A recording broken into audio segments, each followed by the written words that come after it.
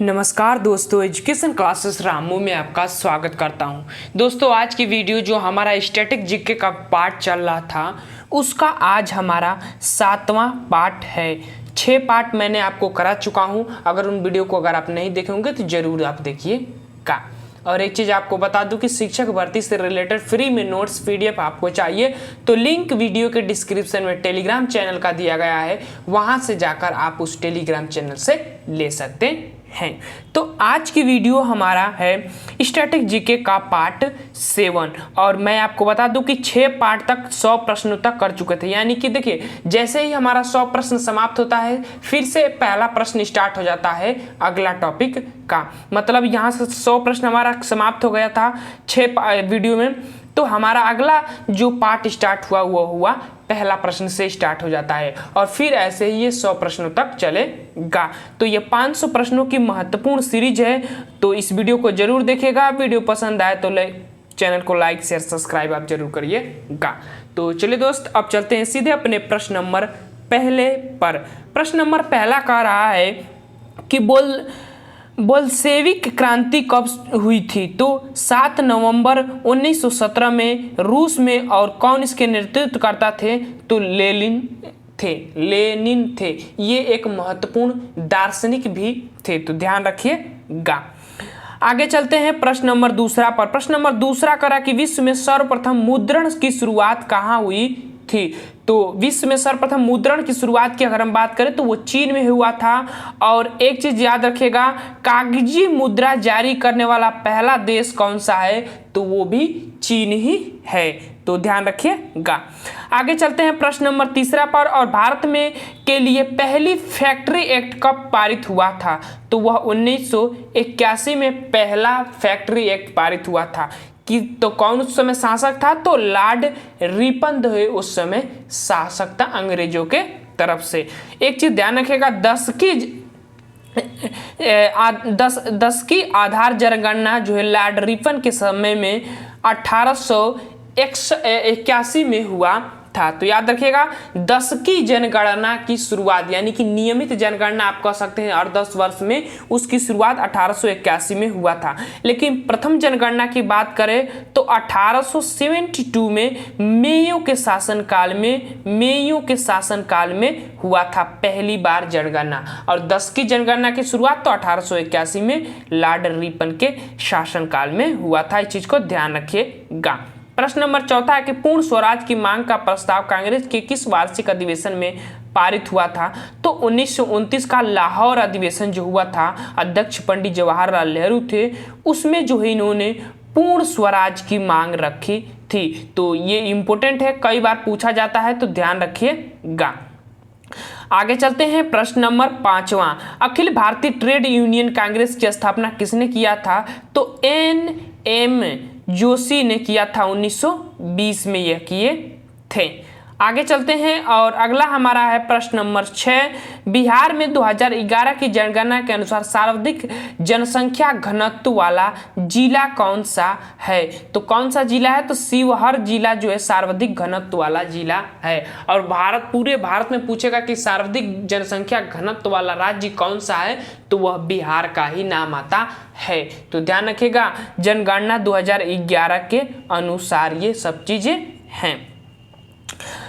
जनसंख्या घनत्व का मतलब होता है कि 1 किलोमीटर के एरिया में कितने लोग निवास करते हैं, उसी के हिसाब से जनसंख्या घनत्व निकाला जाता है। और सबसे कम जनसंख्या घनत्व पूछेगा कौन सा राज्य? तो अरुणाचल प्रदेश। याद रखेगा, अरुणाचल प्रदेश जो है सबसे कम जनसंख्या घनत्व वाला राज्य है। प्रश्न नंबर 7 है कि भारत में वन्य जीव संरक्षण अधिनियम किस वर्ष लागू हुआ था? तो 1972 में वन्य जीव संरक्षण अधिनियम। और टाइगर प्रोजेक्ट की शुरुआत 1973 में हुआ था। कई बार पूछा जाता है ये प्रश्न, तो ध्यान रखिएगा, 1973 में टाइगर प्रोजेक्ट की शुरुआत हुआ था। पर्यावरण संरक्षण अधिनियम जो है 1986 में आई थी, तो ध्यान रखिएगा। आगे चलते हैं प्रश्न नंबर 8। मंदान पर्वत बिहार के किस जिले में स्थित है? तो किस जिले में स्थित है? तो यह बांका जिले में जो है मंदार पर्वत स्थित है। प्रश्न नंबर 9 कि राज्य सरकारों का संवैधानिक प्रमुख कौन होता है, तो वह राज्यपाल होता है। राज्यपाल की नियुक्ति 153 अनुच्छेद के तहत होती है और राज्य का वह संवैधानिक प्रमुख होता है राज्यपाल।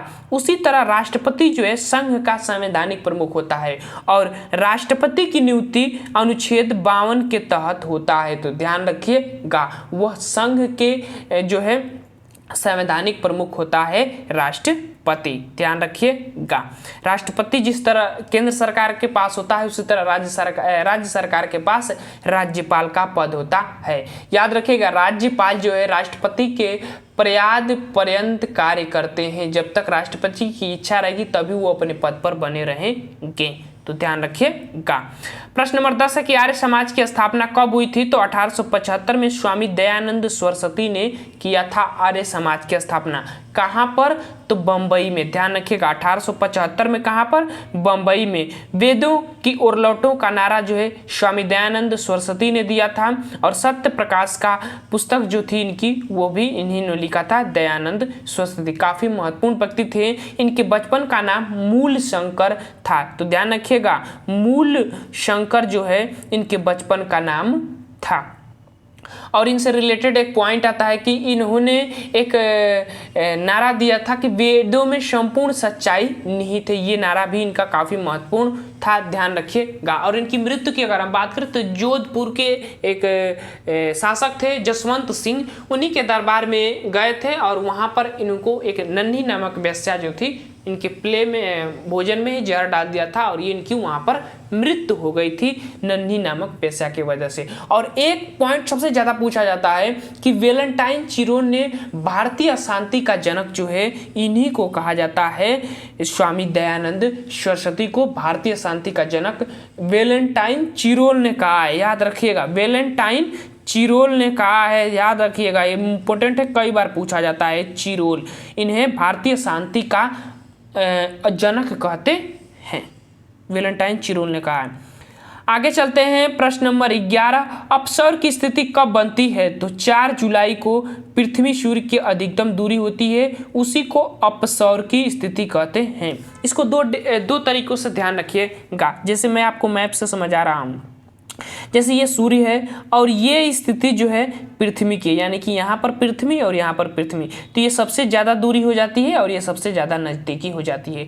तो ये घटना जो 4 जुलाई को होती है वो घटना सबसे दूरी होती है और वो कितनी दूरी होती है, तो 15.21 करोड़ के लगभग दूरी होती है सूर्य और पृथ्वी की। लेकिन सबसे नज़दीकी जो होती है वो होता है सबसे नज़दीकी 14.70 के आसपास, 70 किलोमीटर करोड़ के आसपास जो इसकी सबसे नज़दीकी होती है। और इस घटना को हम उपसौर के नाम से उपसौर के नाम से जाना जाते हैं। और ये होती है कब, तो ये होती है 3 जनवरी को स्थिति होती है। ध्यान रखिएगा, 3 जनवरी को ये स्थिति होती है। सबसे नज़दीक होता है सूर्य पृथ्वी के और सबसे दूर तो 4 जुलाई को ही दिया गया है। अब इसको ट्रिक से याद रखिएगा, अप मतलब ऊपर, अप मतलब ऊपर, तो अप दिया है यहाँ पर, देखिए यहाँ पर दिया है अप, तो अप मतलब ऊपर यानी सबसे ज़्यादा दूरी 4 जुलाई को, ऐसे ट्रिक से जोड़ लीजिएगा।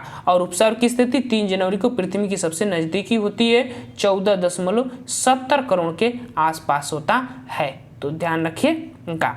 और आगे चलते हैं प्रश्न नंबर 12 पर। हरित क्रांति के जनक, विश्व में हरित क्रांति के जनक पूछे तो नॉर्मन बोरलॉग का नाम आता है, लेकिन अगर वहीं भारत में पूछे तो MS स्वामीनाथन का नाम आता है वे हरित क्रांति के जनक का। और हरित क्रांति स्पेशली गेहूं और चावल के उत्पादक से संबंधित होती है, ये बात भी पॉइंट से ध्यान रखिएगा। किससे, गेहूं और चावल से। और हरित क्रांति भारत में कब आई थी, तो 1967 में आई थी। ध्यान रखिएगा, 1967 में इसको लाया गया था हरित क्रांति को।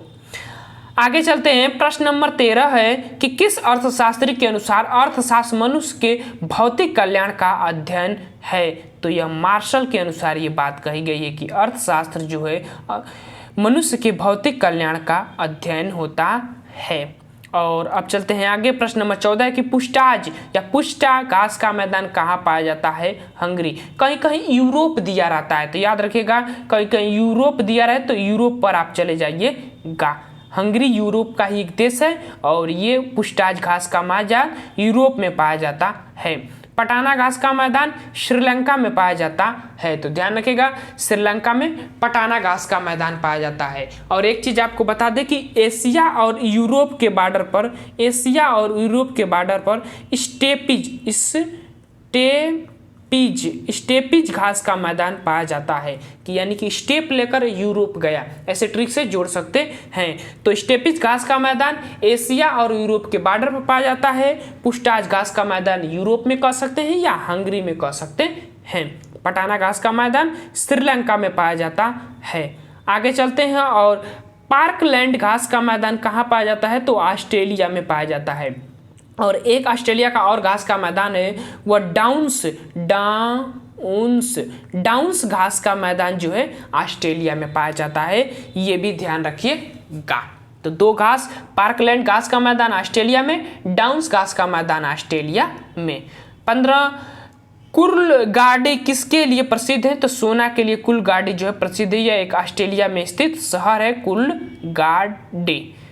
आगे चलते हैं, 16 की नेचुरल सिलेक्शन का सिद्धांत किसने प्रतिपादित किया था, तो चार्ल्स डार्विन ने जो है नेचुरल सिलेक्शन का सिद्धांत प्रतिपादित किया था। और प्रश्न नंबर 17 की व्यावसायिक बैंकों का राष्ट्रीयकरण कब किया गया था, तो 19 जुलाई 1969 में जो व्यावसायिक बैंकों का राष्ट्रीयकरण की बात करें तो वो किया गया था। आगे चलते हैं, प्रश्न नंबर 18 की वायरस का बाहरी आवरण किसका बना होता है, तो वह बना होता है प्रोटीन का बना होता है वायरस का बाहरी आवरण। प्रश्न नंबर 19 की विद्युत बल्ब बनाने के लिए कौन से कांच का प्रयोग होता है, तो फ्लिंट कांच जो होता है उसका प्रयोग किया जाता है विद्युत बल्ब बनाने में।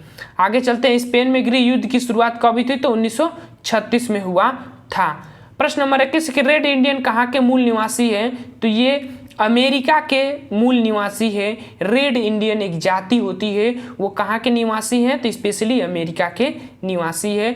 उत्तरी अमेरिका में अमेरिका देश आता है, ध्यान रखिएगा। प्रश्न नंबर 22 है कि हार्मोन्स के रूप में कार्य करने वाले प्रोटीन का उदाहरण बताइए, तो ऑक्सीटोसिन जो प्रोटीन होता है वो हार्मोन्स के रूप में कार्य करने का कार्य करता है। आगे चलते हैं, प्रश्न नंबर 23, और प्रश्न नंबर 23 का रहा है, रुकिए थोड़ा वीडियो इधर हो गया, यहाँ पर थे उन्हें ये हो गया था गृह युद्ध अमेरिका हार्मोन्स, और ये 23वां पढ़ना था। चलिए यहाँ से स्टार्ट करते हैं, पेज थोड़ा इधर उधर हो गया था। अब चलते हैं प्रश्न नंबर 23, निकोलो कोटी नामक इटावली यात्री किसके शासनकाल में भारत आया था, तो ये किसके शासनकाल में भारत आया था, तो देवराय प्रथम के शासनकाल में भारत आया था। ये इटली का एक यात्री था, तो ध्यान रखिएगा। आगे चलते हैं, और प्रश्न नंबर अब 24 है, भारतीय संविधान में किस अनुसूची में विभिन्न पदाधिकारियों द्वारा ग्रहण के समय ली जाने वाली शपथ का उल्लेख है, तो अनुसूची 3 जो है शपथ से संबंधित है। पहली अनुसूची किससे संबंधित है, तो भारत के राज्य और केंद्र शासित प्रदेश, यानी कि 28 राज्य और 8 केंद्र शासित प्रदेश। दूसरी अनुसूची किससे संबंधित है, तो जो हमारे देश में शासन व्यवस्था चलाते हैं उनके जो है वेतन भत्ते पेंशन के बारे में जो है दूसरी अनुसूची हमारी संबंधित है। और तीसरी अनुसूची यहाँ पर दिया गया है कि जिनको वेतन भत्ते दिया जा रहा है उनके पेंशन क्या कहते हैं उनके शपथ के बारे में वर्णन किया गया है तीसरी अनुसूची में। प्रश्न नंबर 25 है कि सर्वप्रथम जीन शब्द का प्रयोग किसने किया था, तो जोहानसन ने किया था सर्वप्रथम जीन शब्द का प्रयोग। और अनुवांशिकता का जनक ग्रेगर जोहन मेडल को कहते हैं। आगे चलते हैं, प्रश्न नंबर 26, जालियांवाला बाग हत्याकांड के समय भारत का वायरस कौन था, तो लॉर्ड चेम्सफोर्ड। कई बार पूछा जाता है कि जालियांवाला बाग हत्याकांड के समय वायसराय कौन था, तो लॉर्ड चेम्सफोर्ड था। और किसने कराया था ये, तो जनरल डायर ने गोली चलाने का आदेश दिया था। किस लिए, रले एक्ट 1919 आया था, उसी के विरोध में वहाँ पर सभा आयोजित की गई थी और उसी सभा पर जनरल डायर ने गोली चलवा दिया था। 13 अप्रैल 1919 को। लगभग 20,000 लोगों ने इसमें मृत्यु हुए थे। प्रश्न नंबर 27 है कि भारतीय संविधान में न्यायपालिका की स्वतंत्रता किस देश से संविधान से लिया गया है? तो यूएसए से जो है न्यायपालिका की स्वतंत्रता लिया गया है। संसदनात्मक प्रणाली जो है ब्रिटेन से लिया गया है। एकल नागरिकता जो है इंग्लैंड ब्रिटेन से लिया गया है। लेकिन अमेरिका में दोहरी नागरिकता होती है, ध्यान रखिएगा। राज्य के नीति निर्देशक तत्व कहाँ से? तो आयरलैंड से लिए गए हैं। और संघात्मक विशेषताएं जो है कहाँ से ली गई हैं? तो कनाडा से लिया गया है। इस चीज को ध्यान रखिएगा। अब आगे चलते हैं प्रश्न नंबर 28।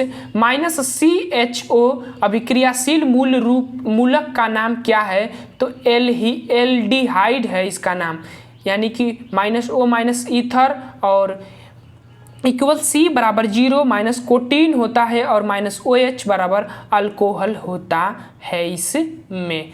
प्रश्न नंबर 29 है कि बिहार का सर्वाधिक साक्षरता वाला जिला कौन सा है? तो रोहतास जिला जो है सर्वाधिक साक्षरता वाला जिला है। और दूसरे स्थान पर कौन सा है? तो पटना है, याद रखिएगा। लगभग 70.8% है। आगे चलते हैं प्रश्न नंबर 30।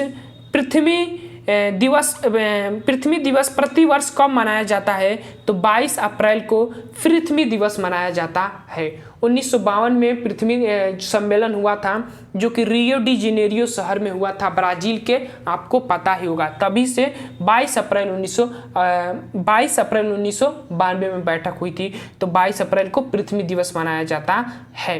राष्ट्रीय सुरक्षा गार्ड की स्थापना कब की गई थी? तो 25 सितंबर 1986 में, मुख्यालय नई दिल्ली में है। तो NSG इसको शॉर्ट फॉर्म में कहते हैं, क्या कहते हैं? NSG, नेशनल सुरक्षा गार्ड। ठीक, आगे चलते हैं प्रश्न नंबर 32। राजस्थान में किस खैनी खदान के लिए प्रसिद्ध है? खेतरी खदान के लिए प्रसिद्ध है, तो तांबा के लिए यह प्रसिद्ध है, खैनी खदान। और 33 प्रश्न है कि लैंड ऑफ थंडरबोल्ट के नाम से किस देश को जाना जाता है?